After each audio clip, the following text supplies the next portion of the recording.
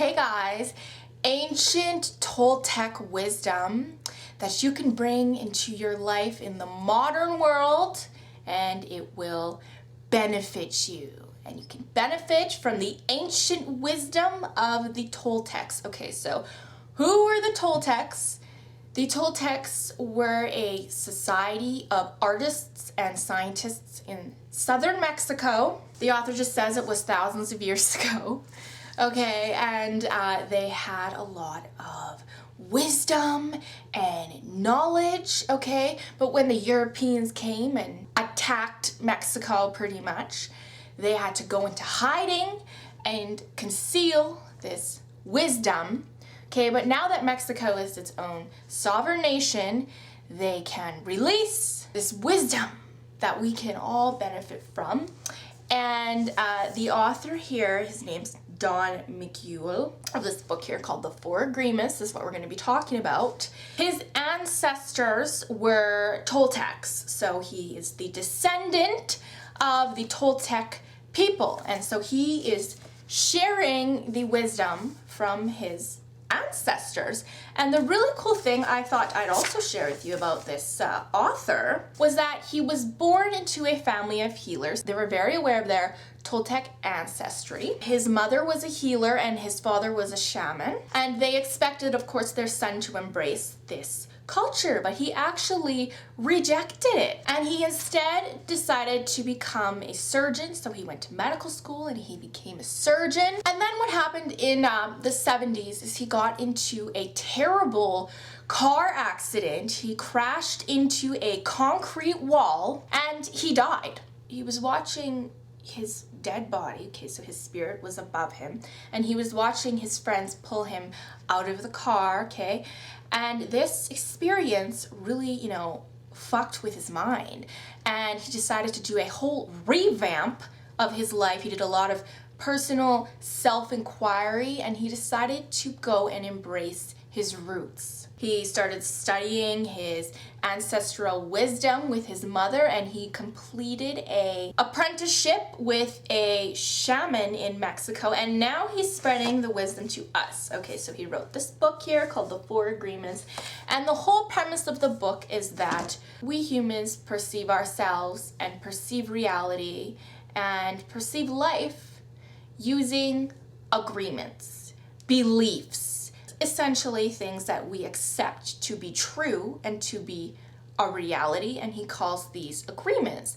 Unfortunately, a lot of the agreements that we subscribe to are false, are negative, do not benefit us, and they actually make our lives a lot worse. So his whole theory is that you need to obviously root out these, harmful agreements, get them out of your brain, and replace them with nourishing agreements that will benefit you, a belief system that will enable you to live a happy life. And he introduces these four agreements that he's saying that if you adopt these four agreements of Toltec wisdom, you will basically be fast-tracking your way into extracting all the negative agreements and replacing them with the positive ones. If you adopt these four agreements and apply them to your life. Cool, right? All right, so let's get into the agreements. So, agreement number 1 is be impeccable. Impeccable, he uses that word.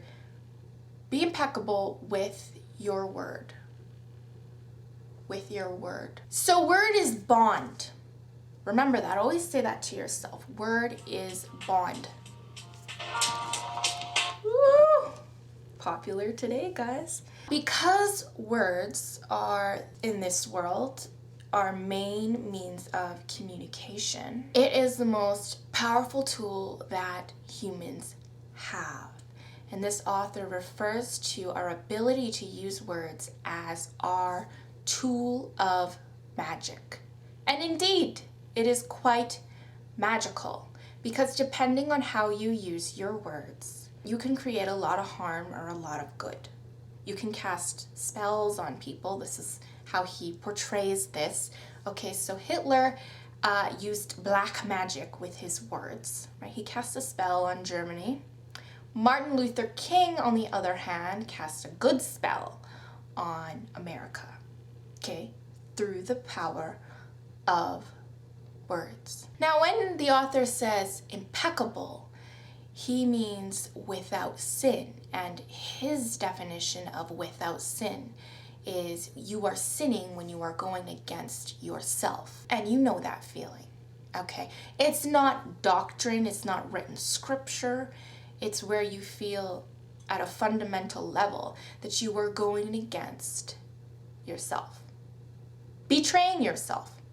So you're not supposed to do this with your words. Also, be careful of the words that you use with yourself. Your self-talk. Okay, remember, word is bond. And so what are you saying to yourself in your head? Maybe you're casting spells on yourself. I hope they're good ones. So he says, when you are impeccable with your words, you take full responsibility for what you say, but you do not judge or blame yourself. So if you do happen to say the wrong thing, you say, yes, I said the wrong thing, and I'm going to learn from this, and I'm not going to say it again. And that's it. Don't beat yourself up. And he says to always use your words in the direction of truth and love. Okay, so this is a very powerful agreement. I also think it's the most difficult of all the agreements, actually. I think it's very hard to monitor, okay, what comes out of your mouth. You have to be very self-controlled, very aware, and I think you have to be operating on a higher vibration. Okay, it's very easy to fall into gossip. It's very easy to fall into negative self-talk. It's very easy to even just allow yourself to listen to, negative things that cause fear, things that cause guilt, grief, all of these negative emotions. And so my goal that I set was that I'm going to try to stop gossiping because I was a very big gossip. It was kind of my vice, okay? And I realized that people that are admired and powerful and living on a high level mentally, they don't gossip. You don't see people like that really gossiping excessively, okay? They don't have time for that. They're busy out there doing things. They don't have time to talk shit about people. So that was one of my goals when I read this book, was to really be aware of my gossiping and, again, to direct my words to truth and love. Okay, so the second agreement is don't take anything personally.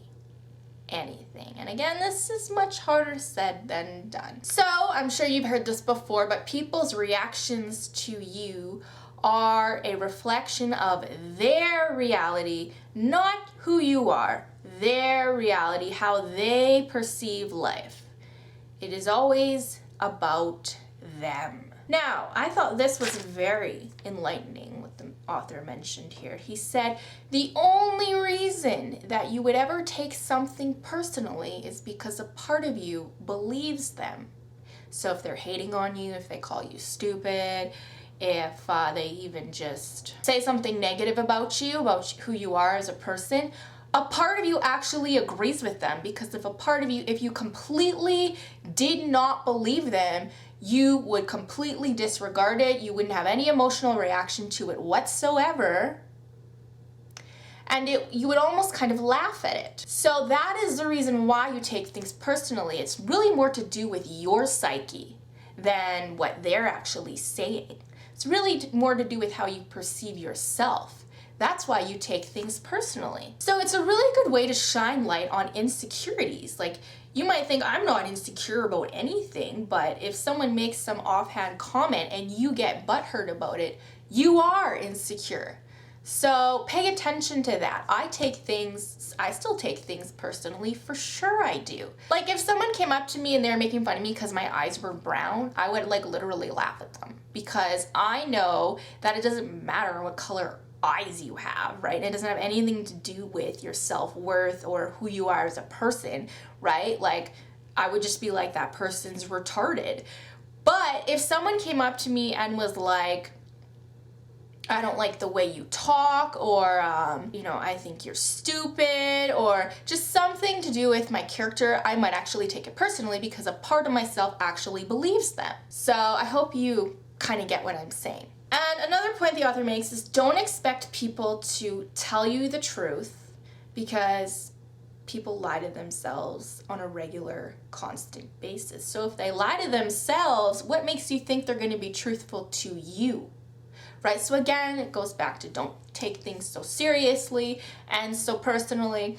And it's an issue that you really need to just work on. Okay, so for example, somebody might make me feel bad about myself, but I have to just kind of do some self-cognitive therapy and just say, listen, this is just this person's opinion. It doesn't have anything to do with who you are or your own worth. I have to consciously tell myself that, and that I've made peace with it, and I'm no longer emotionally affected by it, and I can just release that whole issue. So it takes a process and it takes time, but I think that if you do it more and more and more, it will be automatic, and all of a sudden it will just be like someone says something and you're just like, boop, brush it off, no problem. Next is number 3, don't make assumptions. Oh no, you are not a mind reader. Don't assume that you know what people are thinking or that you know what their real motivations are. That causes a lot of problems and issues and a lot of unnecessary pain and suffering if you assume, okay, and then you accuse somebody of being this way because of this, and what if you're like completely wrong? That will open a whole can of worms, and it will damage your relationships in your life. So you need to constantly be vigilant. You need to what the hell? Okay, you need to constantly be vigilant of what assumptions that you're making about people, about situations, and you need to just be very conscious of what you don't know. And the best way to combat ignorance is to ask questions. Ask questions so you understand the full picture. Ask questions for clarity. Seek clarity, and it will clear a lot of the bullshit in your relationships due to lack of communication. Next is always do your best. I really love this agreement. This agreement is meet everything in your life with an attitude of excellence. You are excellent at everything you do, okay? That means that you do your best. You push yourself all the way in everything you do. Have that Midas touch. Everything you touch turns to gold.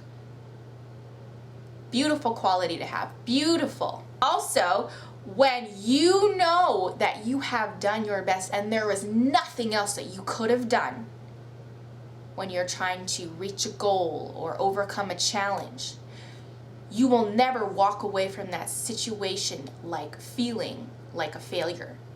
Because even if you do fail, you knew that you put in everything that you had and there wasn't anything else you could have done. And you can walk away with your head held up high. That is the 4 agreements. Great little book to have, easy read. Look at this font. Big ass font there. Won't take you long to read. Only took me maybe 2 hours to get through this. Put it on your bookshelf. All right, I will see you later. Bye.